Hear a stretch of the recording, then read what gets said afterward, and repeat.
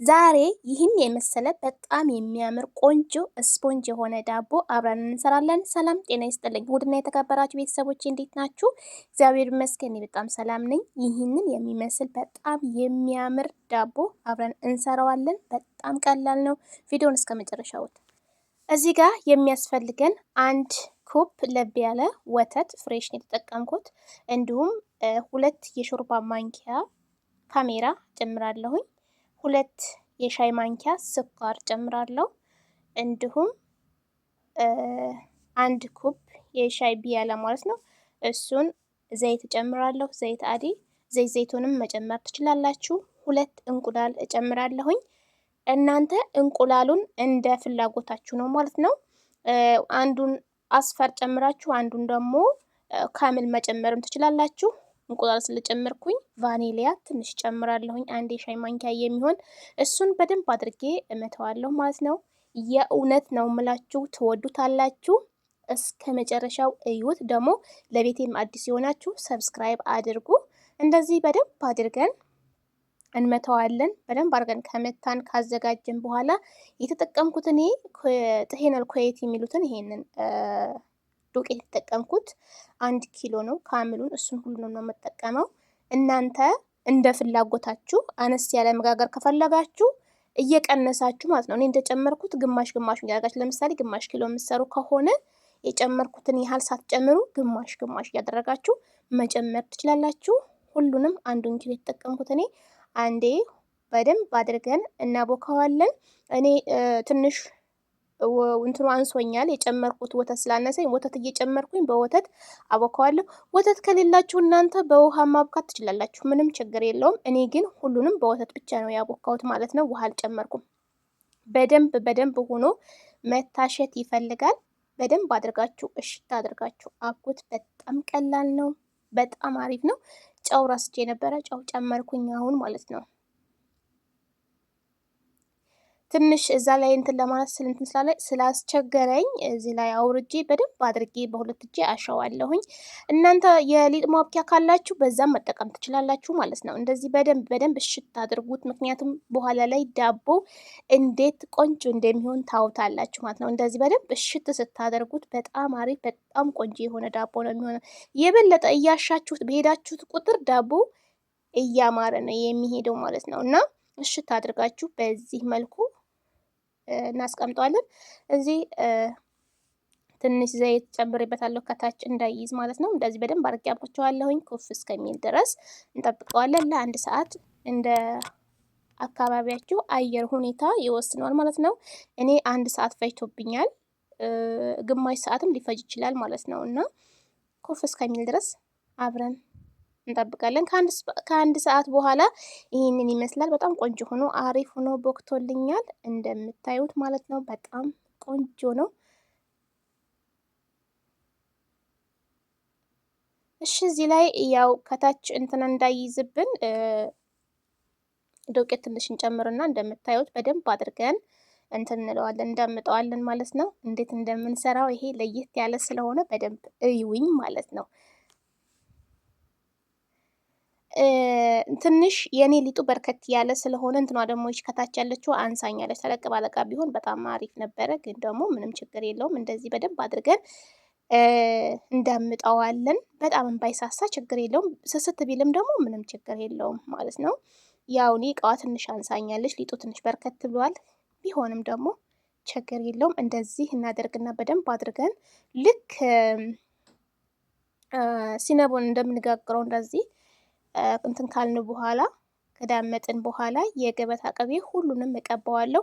እናንተ የገበታ ቅቤ የማትወዱ ከሆነ ቅቤውን የማትወዱ ከሆነ ዘይት መጨመር ትችላላችሁ፣ በቅቤው ምትክ ማለት ነው። የገበታ ቅቤ ምንድነው ያላችሁኝ ልጆች አላችሁ።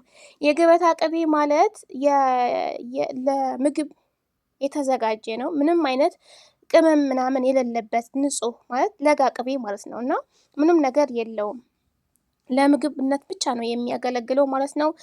ዝም ብላችሁም ራሱ በዳቦ ላይ ቀባ አድርጋችሁ መመገብ ትችላላችሁ። እና ንጹህ ለጋ ቅቤ ማለት ነው። እሺ እዚህ ጋር እንደምታዩት ጥቁር አዝሙድ ጨምርበታለሁ ከላይ። እናንተ እዚህ ላይ የፈለጋችሁትን እናንተ የምትፈልጉትን መጨመር ትችላላችሁ፣ ከውስጥ ማለት ነው።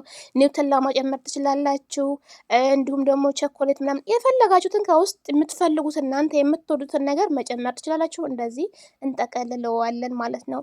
በተለይ ደግሞ ጥቁር አዝሙድ ስትጨምሩ አሸት አሸት ስታደርጉት በእጃችሁ ማለት ነው በጣም ቆንጆ ጣዕም ይኖረዋል።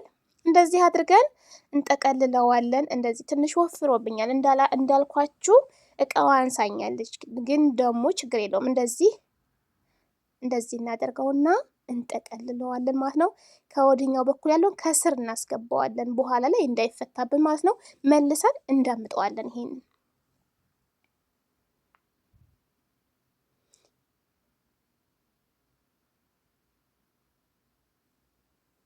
የእውነት ነው የምላችሁ፣ ሞክሩት። ጣዕሙን አትጠይቁ። ልስላሴው በቃ እንዴት ብዬ ልንገራችሁ? የእውነት ነው የምላችሁ፣ ሞክሩት።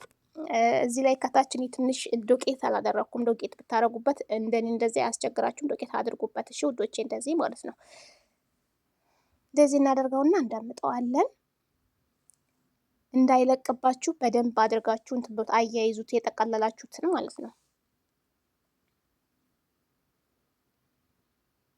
እንደዚህ በጣምም እንዲሳሳ አልፈልግም፣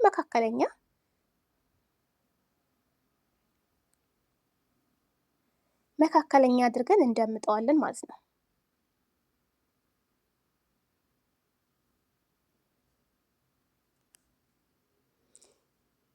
መጋገሪያ ሳህናችን ላይ እናደርጋለን። መጋገሪያ ሳህናችን ላይ ከታች ትንሽ እኔ አሁንም የገበታ ቅቤ ቀባዋለሁኝ።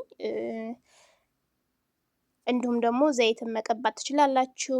እናንተ እንደ ፍላጎታችሁ ነው ማለት ነው። ይህ በቅቤው ምትክ ዘይት መጠቀም ትችላላችሁ። ያዘጋጀነውን እንትናችን ላይ እናደርጋለን፣ መጋገሪያ ሳህናችን ላይ። ይሄን በደንብ እንደዚህ ያዘጋጀውና ይሄንን ደግሞ ለግማሽ ሰዓት ኩፍ እስከሚልኝ ድረስ አስቀምጠዋለሁ ማለት ነው። በደንብ ኩፍ ካለ በኋላ እንጋግረዋለን።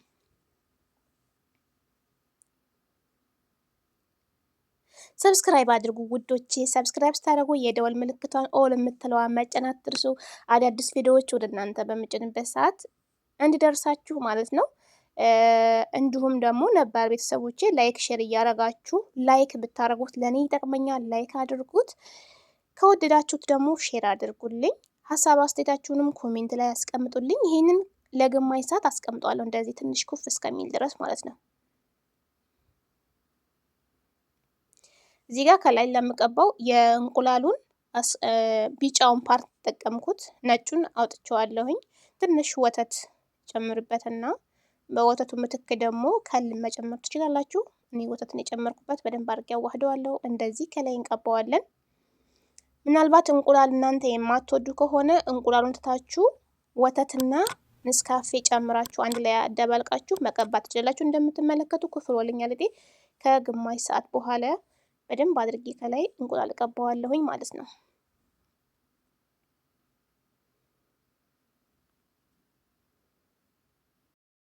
እሺ ውዶችዬ እዚህ ጋር እንሸልመዋለን።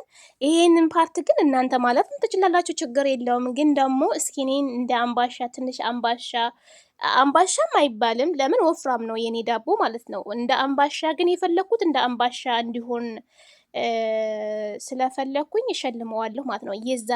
የዛን ስታይል ይዞ እንዲመጣልኝ ስለፈለኩ ነው። ግን ሽልማት ላይ ብዙ አይደለሁም፣ ለመሸለም ብዙም ባለሙያ አይደለሁም እውነት ለመናገር ማለት ነው። ግን ደግሞ ምን ችግር አለው ብማርበት አይደል? አብረን እንማራለን። እንደዚህ በመጣልኝ ነው እኔ እየሸለምኩት ያለሁት። ከወጣ ወጣ ነው፣ እናየዋለን። ሪዛልቱን መጨረሻ ላይ አብረን እናየዋለን ማለት ነው።